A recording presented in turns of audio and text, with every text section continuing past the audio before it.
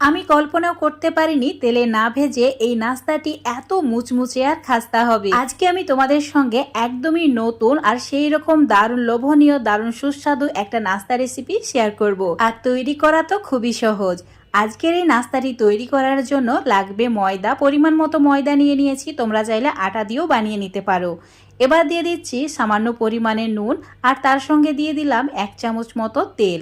তেলের পরিবর্তে এখানে ঘি অথবা বাটারও দিতে পারো।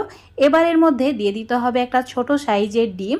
ডিম যদি খেতে পছন্দ না করো, অল্প একটু টক দই অ্যাড করে দিলেই হবে। ভালো করে সমস্ত কিছু ময়ান দিয়ে নিতে হবে, মানে ঠিক এই রকম করে নিতে হবে। তারপর অ্যাড করতে হবে নর্মাল জল, আর জলটা অবশ্যই অল্প অল্প করে অ্যাড করবে। আর ডোটা ঠিক এই রকম চ্যাটচেটে হবে। এবার এর মধ্যে সামান্য পরিমাণে সাদা তেল দিয়ে আবারও একটু সময় মথে নিতে হবে। আর ডোটা ঠিক একদম নরম আর এইরকম দেখতে হবে।